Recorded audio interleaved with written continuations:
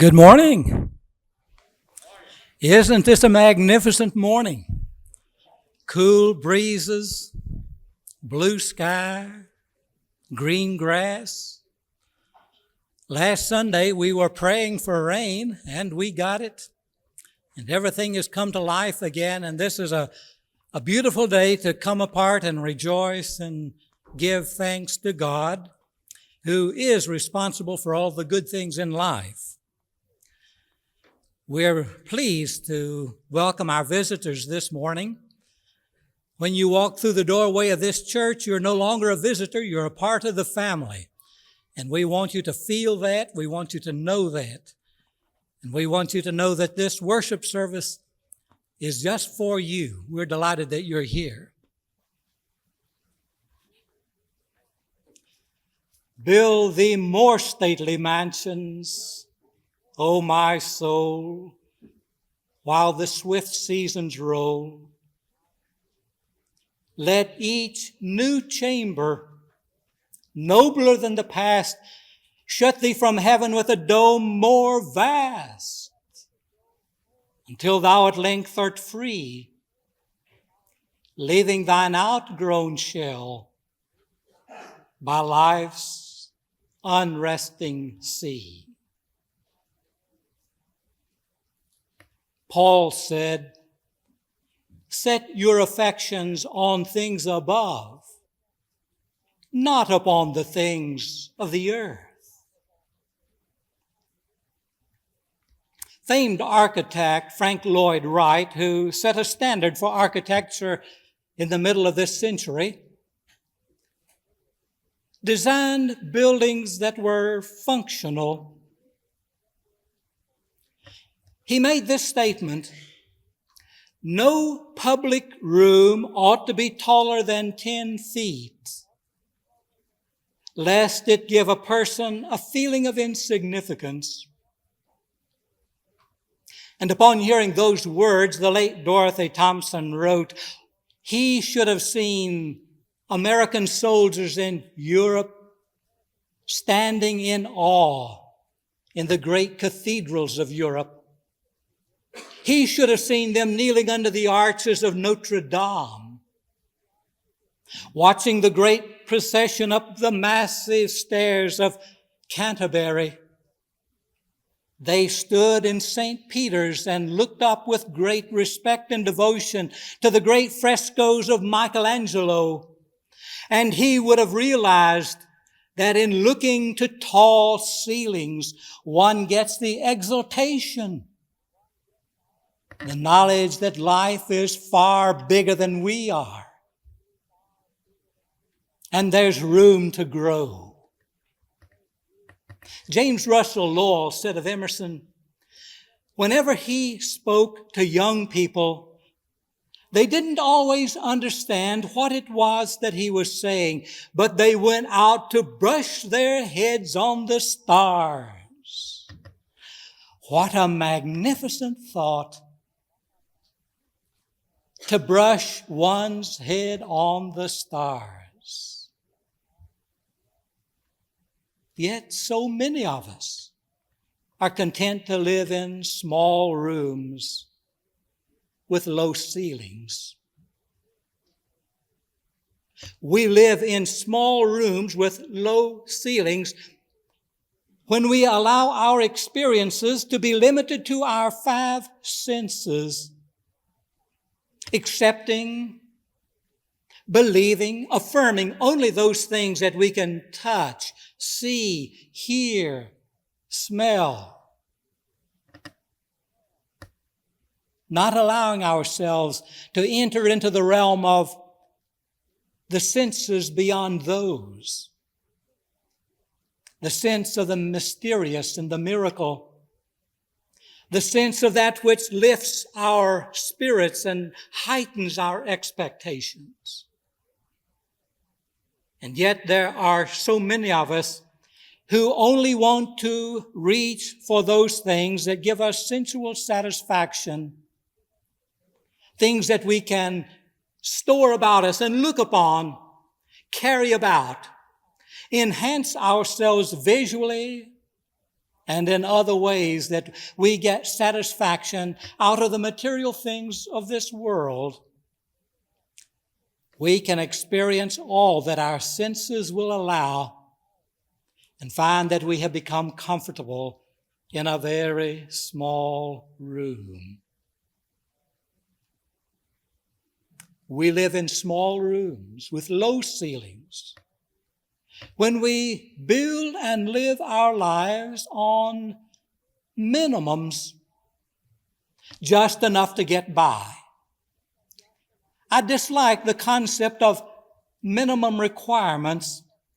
It stipulates a level on which we can just get by and be satisfied to live just there. To challenge, to affirm the idea that we must stretch ourselves daily and grow if we are to fulfill the personage that God allowed us to become.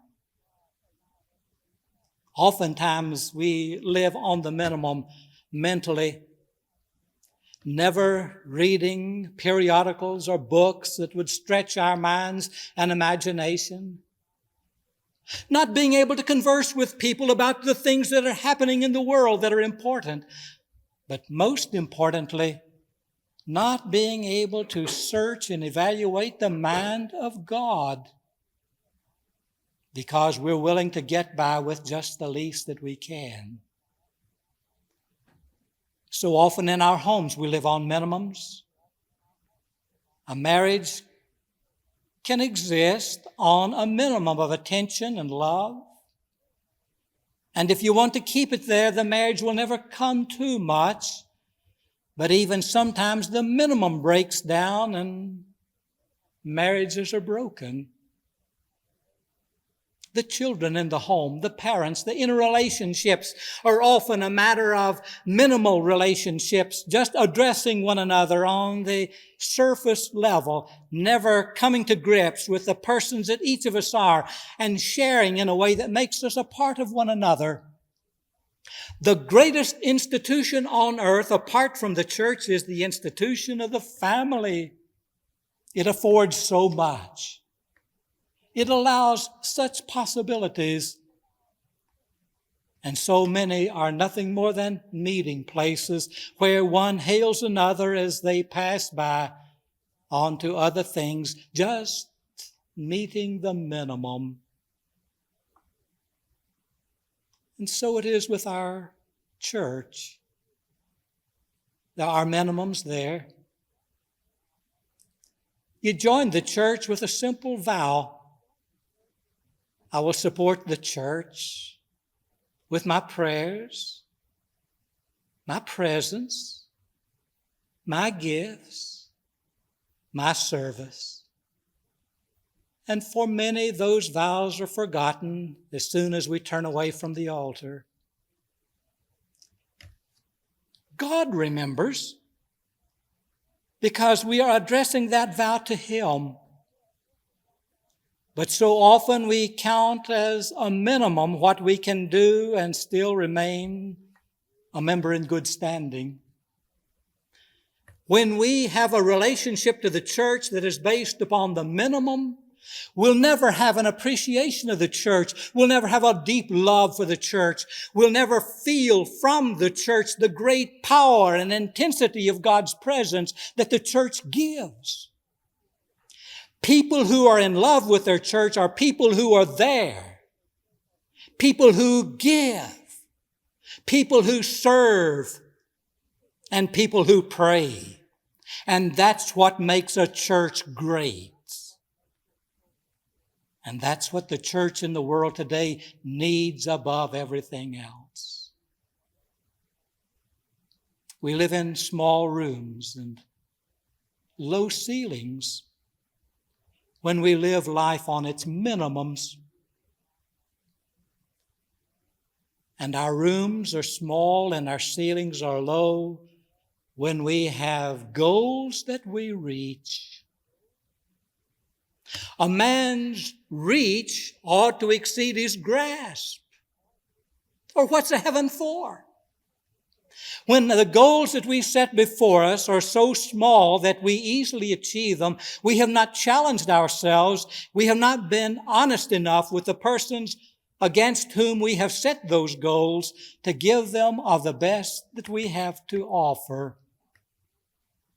I've always set goals for myself that I've never been able to reach. It's disconcerting. It keeps me humble.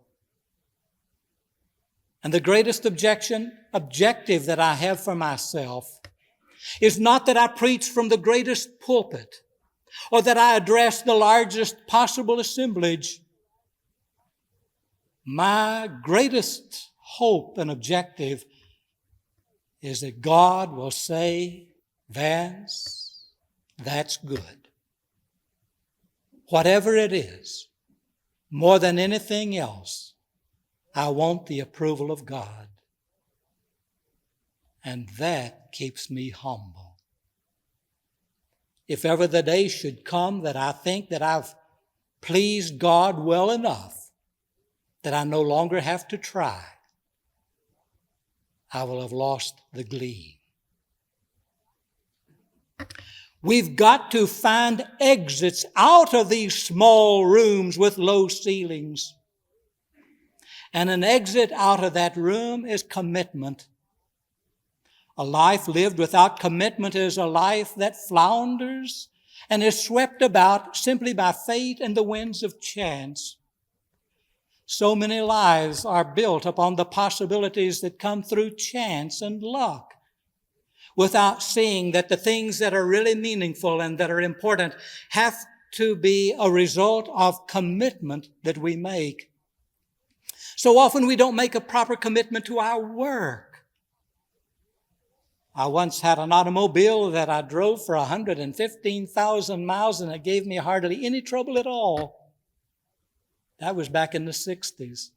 And I bought a car, and my wife bought a car at the same time. And they broke down on a schedule, almost as though they had incorporated in the building of that car that by the time it got 70,000 miles, you didn't have anything but a pile of junk, and you had to trade it.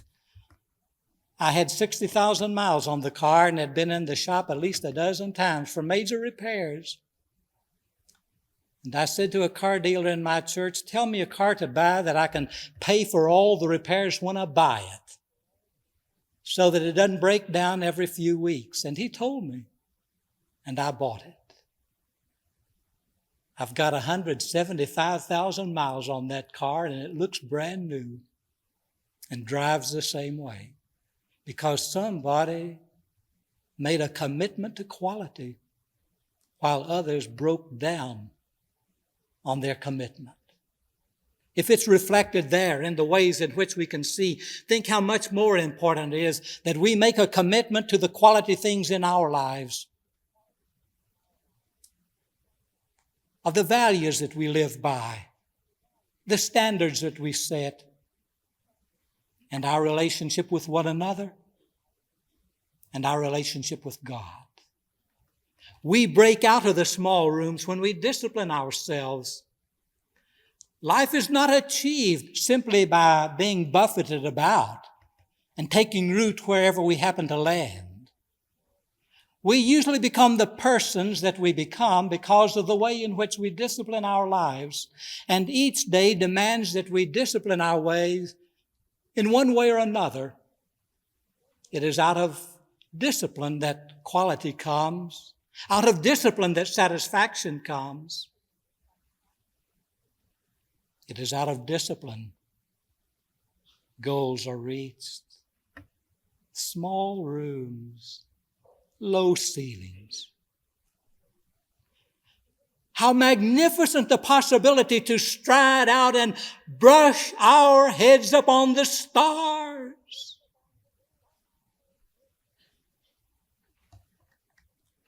We can do that, and that's the possibility that God has given us.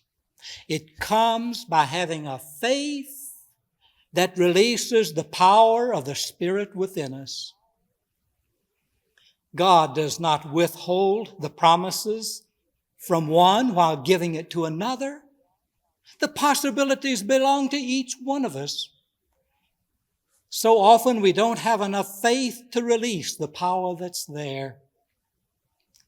That's the example that Jesus set with his own life.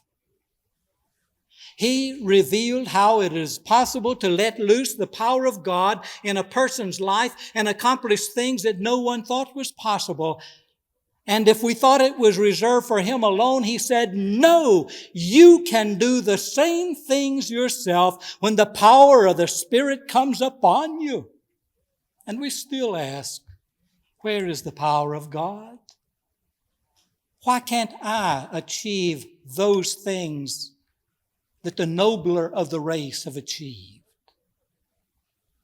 Simply because we haven't released it with a kind of faith that sets it loose to change our lives and the world. We brush our head against the stars when we have beliefs that we're brave enough to affirm. We're so cowardly in our thinking when we ought to be firm with great resolve in the things that we stand for. One of the favorite lines of many of us is the Serenity poem. God grant me the serenity to accept the things that cannot be changed, the courage to change the things that can be changed, and the wisdom to know the difference. It takes great courage to live with the things that cannot be changed. Paul did. Paul said, I have discovered how to be content with things no matter how they are, never complaining, never making excuses because things aren't different, not equating his failures to someone else because the circumstances weren't right, but coming to terms with living a life on the basis of the way things are. It takes great courage to do that because it's so much easier to use that as an excuse, an evasive tactic. It's cowardly to leave things that can be changed the way they are. We need change in our world badly. We need change in the way in which we handle our environment. We need change in the way that our government handles its responsibilities. We need change within ourselves in the way in which we handle our lives. And to leave them just the way they are is the highest level of cowardice. It takes courage to change the things that need to be changed. But when you do, there's no limit to your height, your spiritual height. We brush our head on the stars when we have a God to stand upon. Meeting at Lake Junaluska last week, World Methodists agreed that there are two major problems that face the church in the world today. One of these was belief in a personal God. To create a God that we can set at some distance from our lives is to have an intellectual apprehension of God, but that makes no difference in us. He might well as not be out there if he's untouchable. But that's not what Christ taught us. He taught us that God is at our fingertips. And it is building a relationship with God at our fingertips, having a firm faith and commitment to God, allows us the stature that comes from standing on his shoulders and allowing to flow through us the strength and the energy that comes from without, and not that which is simply generated within. And there's no limit to what a person can become when he's standing on the shoulders of God. And now this. We are born into a very small room with a very low ceiling.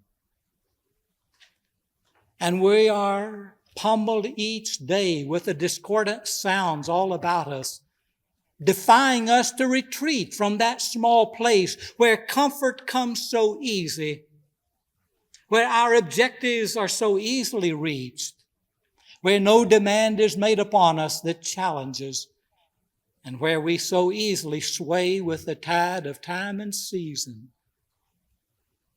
and nothing makes much difference. God called us to brush our heads on the stars. And we can. And that's what's so magnificent.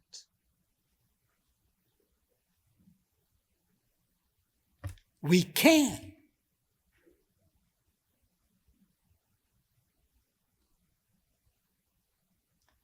Amen.